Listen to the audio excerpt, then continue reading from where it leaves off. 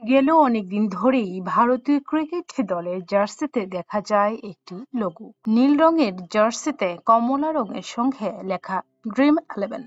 বড় অক্ষরের স্পন্সর নামটি বহুদিন ধরেই জার্সিতে ব্যবহার হয়ে আসছে ভারতীয় ক্রিকেট কন্ট্রোল বোর্ড। 3 বছর আগেও এড টেক সংস্থা বাইজুসকে প্রতিস্থাপন করে বিসিসিআই প্রধান স্পন্সর হয়ে ওঠে ড্রিম 11। তবে এবার প্রধান সংস্থার সঙ্গেই বিরোধ বিসিসিআই এর। মূলত দেশে 2023 সালে 358 কোটি টাকার চুক্তি করে বিসিসিআই। তবে সেই স্পন্সর সংস্থার সঙ্গে আনুষ্ঠানিকভাবেই এবার চুক্তি বাতিল করলো ভারতীয় বোর্ডটি। অনলাইন গেমিং প্রচার ও নিয়ন্ত্রণ বিল 2025-এ এমনই সিদ্ধান্ত নিতে বাধ্য হয় ভারতীয় cricket control board.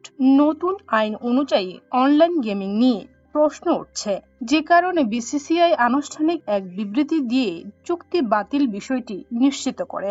Asia cup মাঠে গড়াতে আর অল্প কয়েকদিনের অপেক্ষা। এদিকে ড্রিম 11-এর সঙ্গে চুক্তি বাতিলের পর এখন স্পন্সর শূন্য হয়ে পড়ল ভারতীয় দল।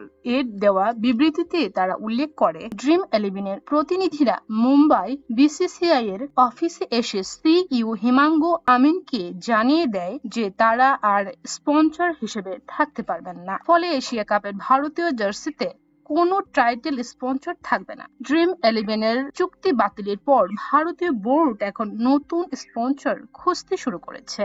এদিকে বিসিসিআই ইতিমধ্যে নতুন টেন্ডার ড্রাফট করছে বলে জানা গিয়েছে। তবে এশিয়া কাপ এবং বিশ্বকাপ 2025-এর নতুন স্পন্সর পাওয়া বিসিসিআই এর কাছে একটি বড় চ্যালেঞ্জ হয়ে দাঁড়াতে পারে। নতুন স্পন্সর হিসেবে ইতিমধ্যেই আগ্রহী দেখিয়েছে জনপ্রিয় গাড়ি নির্মাণকারী প্রতিষ্ঠাতা টয়োটা সহ একাধিক